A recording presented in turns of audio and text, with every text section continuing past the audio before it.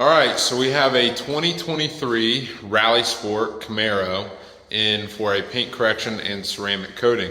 So what we're going to touch on in this video today is how to decontaminate this paint and get it prepped for either a paint correction or ceramic coating or just a spray sealant, or you just need to maintain your coating or your wax or your sealant. This process should be done at least every 6 months in my recommendation.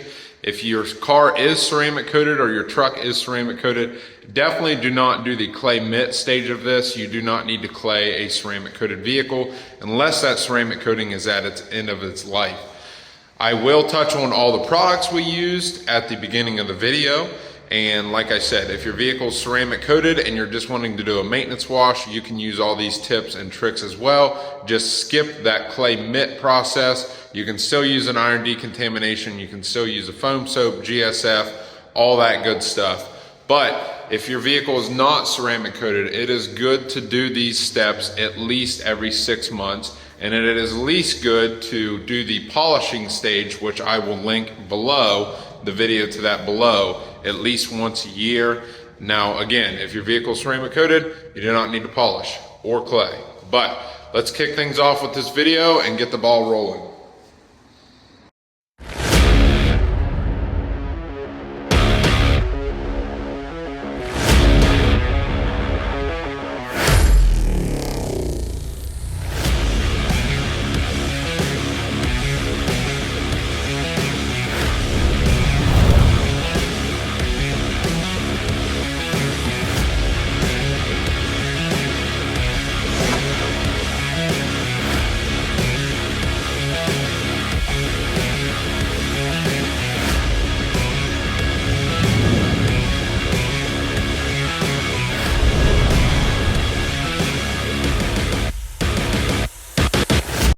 Alrighty, well, let's talk about what a decontamination is. So a exterior decontamination is essentially bringing your factory clear coat back to a factory state, removing all decontamination from the paintwork so you can apply a fresh layer of protection and it'll properly bond.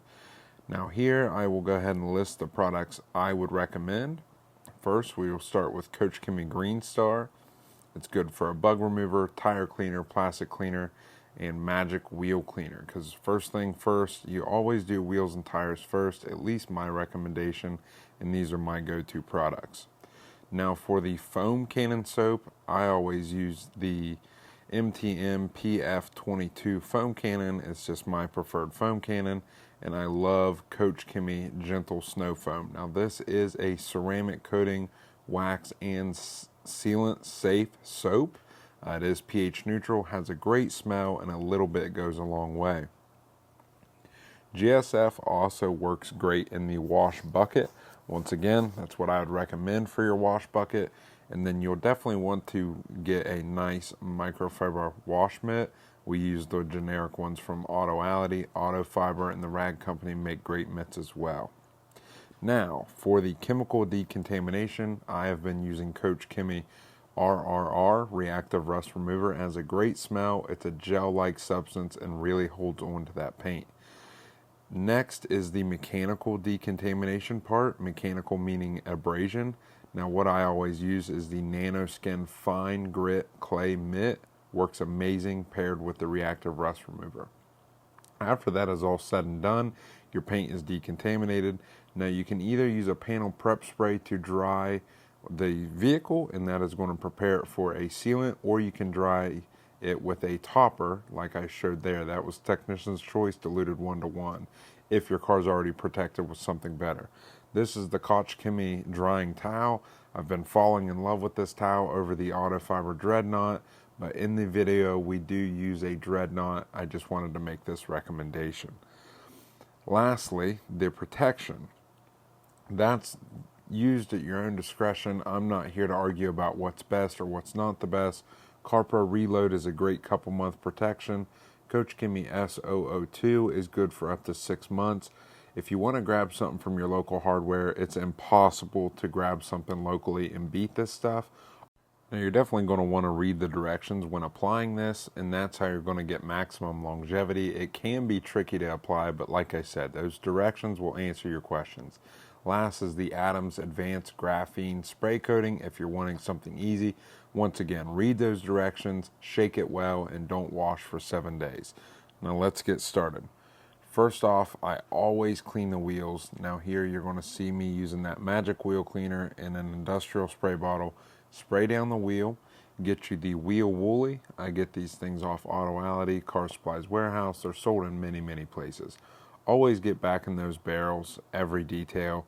I think a clean wheel and tire really tops off a detail. I don't agree with skimping on wheels and tires unless you're doing it like once a week, you know. Next, we're going to get that soft bristle brush to get down in them lug nut holes and in the crevices of the wheels. Just go around that wheel once again with that magic wheel cleaner or Meguiar's non-acid wheel and tire. Several good wheel and tire cleaners out on the market.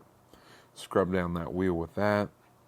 And then we're going to grab another wheel woolly, which is about I would say about a 60-degree angle just to get behind them spokes there. It's just a great way to ensure that you got that, because that's where the brake dust likes to settle. So that's a great way to ensure you got that all out. Next, we'll spray down that green star. I told you it would come into play eventually, and we'll scrub down that green star with the tire and a tire brush and rinse the wheels and tires. And now we're going to start rinsing the paint. I am a big influencer when it comes to pre-rinsing and doing thorough rinses. That's why I don't use multiple wash buckets unless we're doing maintenance details, and I don't use 37 wash mitts. Because if you properly pre-rinse, pre-soak, and pre-rinse your paint again, you're not going to have much contamination left on there anyways that can get on that wash mitt.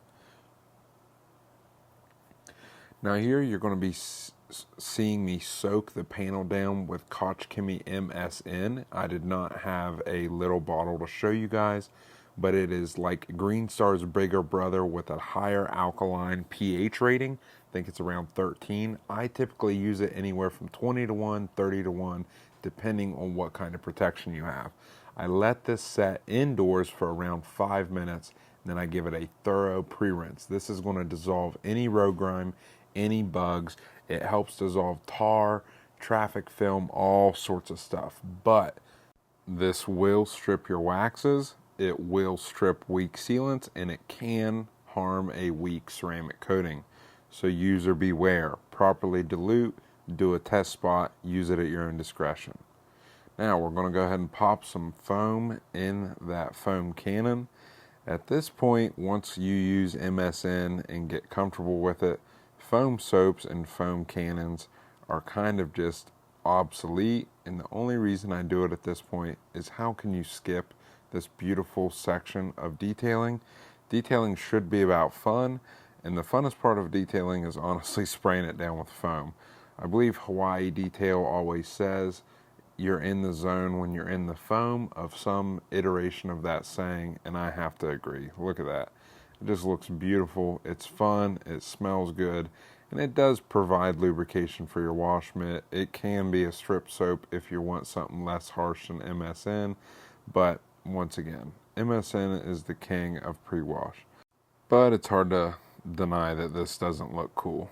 I mean, it definitely looks cool. The foam's definitely getting into the cracks and crevices and further dissolving and helping break up any dirt and grime, etc., etc.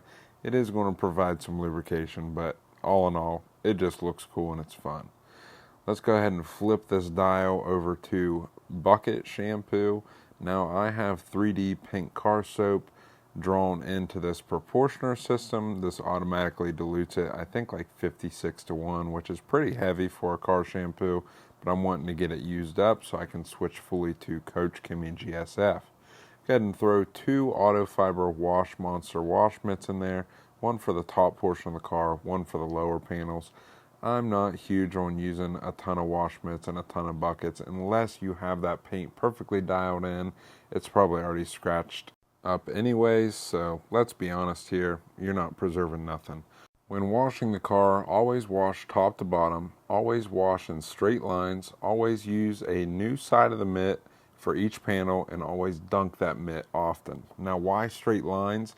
Straight lines reflect off the sunlight differently than circular patterns, and circular patterns just do not look good if you micromar in the sunlight. So always wash in straight lines.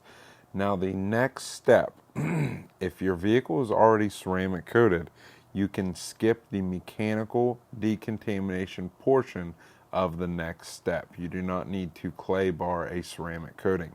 But the iron remover that we are using right here is a very important step of maintaining a ceramic coating, because ceramic coatings and clear coat get clogged, and this chemically removes all that clogging, brake dust, iron fallout, etc. This is the mechanical decontamination part. We are using the iron remover as the lubrication for the clay mitt. This will induce micromarring, so if you're not okay with that, be prepared to polish. Or if you're okay with that, your vehicle's probably scratched up, which is perfectly fine. Paint does not have to be perfect to be protected. Let's give this a thorough rinse. When you're indoors, you can let this set on the paint like you're supposed to, but when you're outdoors, if this dries on the paint, it will chemically burn the paint. You will need to take extra steps to remove that chemical burn, or just polish the panels. So always keep an eye on your iron remover. It is a harsh chemical, and it can cause damage if you're outside or not paying attention. We're going to thoroughly rinse this stuff. We do not want it on the panels at all. Now you see here, this was a successful decontamination. Why was it a successful decontamination? We have zero water sheeting, we have zero water beading, and that paint is as slick as can be. So we are ready to apply a protection, and this clear coat is going to accept a protection because, like I said, we've completely decontaminated the paint. We're going to go ahead and take this Ego 65 blower. Go ahead and blow out all the cracks and crevices. This just helps with the drying process. Everyone knows that drying unprotected cars kind of sucks, and drying these dumb honeycomb grills on every single new vehicle kind of sucks as well. So this is just kind of a cool tool to have in your arsenal. Definitely not needed, but it is fun to have. Once you have everything blown out, this is kind of where there's several courses of action. If you are going to do a paint correction, use a drying aid that does not provide protection. If you are going to apply a hand wax, use a drying aid that doesn't provide protection. If you're going to apply a sealant with the 2-towel method, use a drying aid that doesn't add protection. My recommendation is always O&R. Everyone has their own drying aids. I'm not here to argue. If your vehicle is ceramic coated, sealed, or waxed already, use that brand's recommended topper or drying aid. It's literally as simple as that. All you're doing with a drying aid is providing lubrication, maybe adding more protection, and just making your drying process easier. That's the definition of drying aid. Alright, so your vehicle is now decontaminated. It is ready for a wax, a sealant, a ceramic coating, or in this vehicle's case, we are going to paint correct it and ceramic coating. If you are new to paint correction, I will link that video how-to down below. Please feel free to like, comment, let me know your thoughts on this video, and please subscribe and turn on the notifications. I'm going to try to do a video like this at least once a week. As always, thank you for watching, and let's try to keep detailing fun.